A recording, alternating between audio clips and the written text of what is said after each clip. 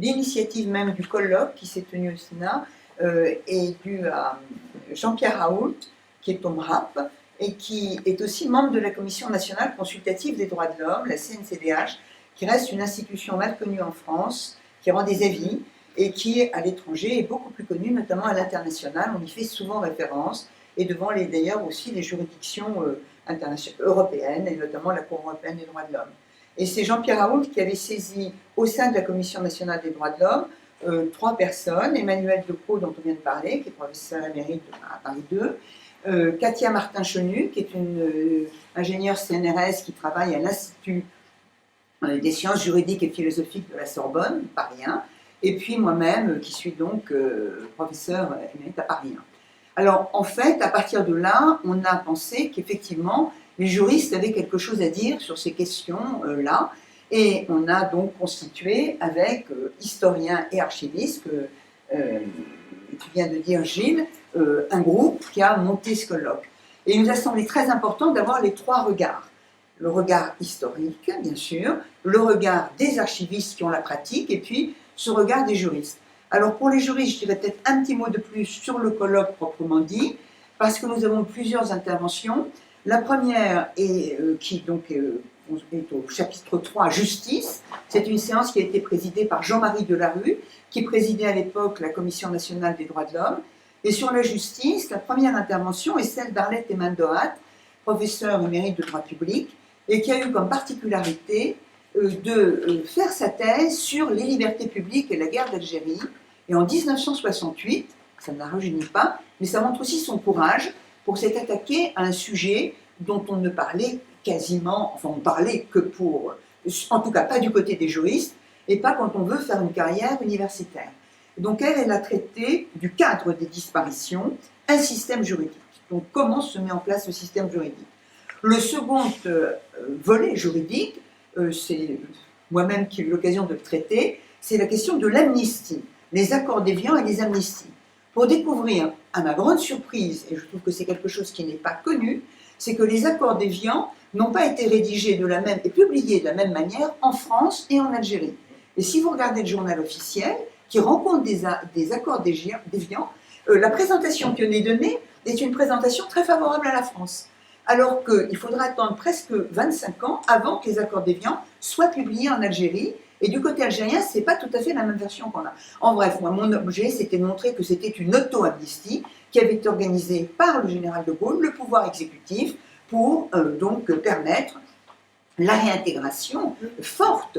Il a fallu 4 lois pour cela, mais ça commence dès des décrets de 1962, et ça se terminera par la loi de 81, qui donnera lieu à une fronde au sein du Parti socialiste, notamment menée par Pierre Joxe, en raison donc de l'objet même de cela, c'est-à-dire la réintégration de ceux qui avaient, j'allais dire, les mains les plus touchées par les exactions qui avaient été faites en Algérie.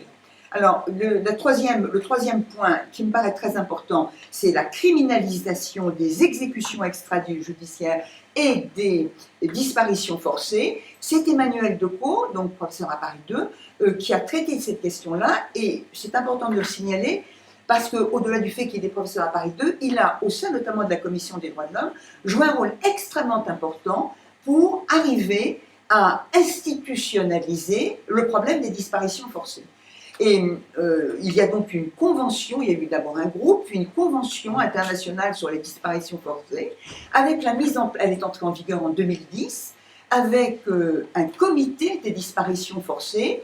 Alors, c'est important de savoir qu'au niveau international, il y a une dizaine de comités d'experts indépendants des États et qui vont travailler sur les droits de l'homme en général, sur les handicapés, sur les travailleurs migrants, mais aussi sur les disparitions forcées. Donc il nous a fait part de son expérience et des difficultés qu'il y avait. Et enfin, il y avait une intervention d'Isabelle Fouchard, mais assez brève, parce qu'elle avait déjà été publiée par ailleurs, sur la justice, plus d'un demi-siècle après ces crimes.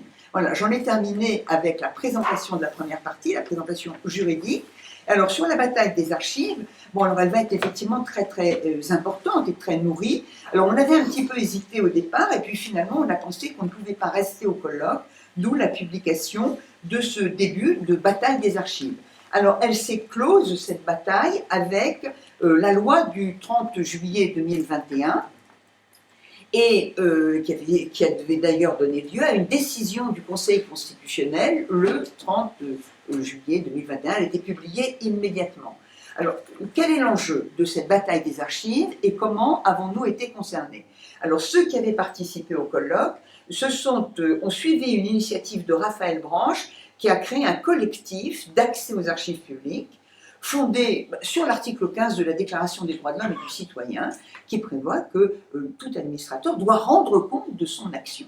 Donc nous avons créé un collectif accès aux archives qui regroupait, sous l'initiative encore une fois de Raphaël Branche, des juristes, des historiens, pardon. Les historiens oublient les juristes, et là j'ai oublié les historiens, les archivistes et les juristes. Et en tant que, donc, dans cette bataille des archives, une première partie est présentée par Gilles Manceron, Histoire d'un combat, qui retrace comment est-ce qu'on a mobilisé aussi des forces politiques, notamment des députés, des sénateurs, pour rendre compte de l'enjeu de cette bataille. Puis la bataille juridique, nous avons traité cela avec Arlette Eman-Dohat et moi-même, et puis le silence des archives, Caroline Piketty. Alors, dans cette bataille des archives, je crois que ce qui est très intéressant à noter, alors c'est toujours difficile parce que c'est juridique, donc c'est plus technique. Ce qui est difficile, ce qui est très important, c'est que nous avions une loi en 2008 qui était une loi qui favorisait considérablement l'accès aux archives publiques dans la suite du rapport Brébant de 10 ans antérieurs.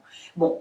Accès donc aux archives publiques, il ne s'agit pas du tout d'un droit absolu d'accès aux archives, mais d'un droit qui comporte certaines limites, puisque il y a des secrets à protéger, secret de la vie personnelle, médicale, etc.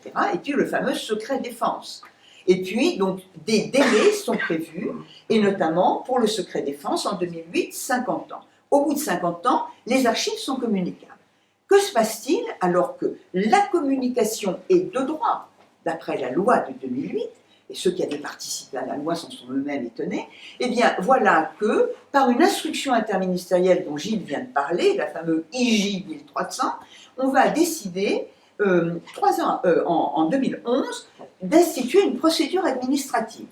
En bref, les ministres concernés vont instituer une procédure qui va donner tous les pouvoirs à l'administration de déclasser. Au bout de 50 ans, donc ça n'est plus automatique, il faut que l'administration intervienne, les archives notamment interviennent. Alors, nous avons décidé de former un recours devant le Conseil d'État qu'on a évoqué lors du colloque et qui a pris forme dans le cadre du collectif, c'est-à-dire, deux recours. D'abord, des historiens ont demandé à accéder à certaines archives qui concernaient notamment la guerre d'Algérie. Ils se voyaient opposer un refus. Ils ont contesté ce refus de communication aux documents administratifs devant la CADA, Commission d'accès aux documents administratifs, qui a rendu un certain nombre de décisions. Mais ce n'était qu'individuel. Ce qui était intéressant, c'est d'avoir une réaction plus générale. Et c'est ce qui a fait l'objet d'un recours que nous avons formé contre, c'est un peu compliqué juridiquement, on ne pouvait plus attaquer, bien sûr, l'instruction interministérielle de 2011, puisqu'il n'y a que 2 mois pour le faire après sa publication, mais on peut demander au Premier ministre de l'abroger parce qu'elle est illégale, elle est inconstitutionnelle, elle est même contraire à nos engagements internationaux. Donc, on s'adresse au Premier ministre, le Premier ministre refuse, et clac, on attaque le refus du Premier ministre.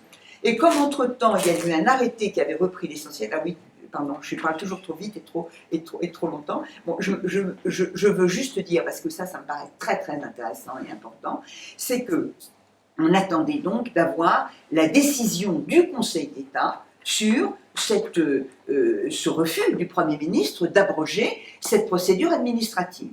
Et là, à notre grande surprise, le rapporteur public, Alexandre Lallé, au Conseil d'État, donc dans des conclusions, a parlé d'un subterfuge de l'administration et nous a dit quelque chose que nous n'osions pas dire directement, c'est que la date de 2011, c'était pas n'importe laquelle, c'était bien pile poil 50 ans après l'ouverture des archives de la guerre d'Algérie. Donc il s'agissait de bloquer les archives de la guerre d'Algérie. Le Conseil d'État nous donne raison et la procédure et l'instruction est annulée.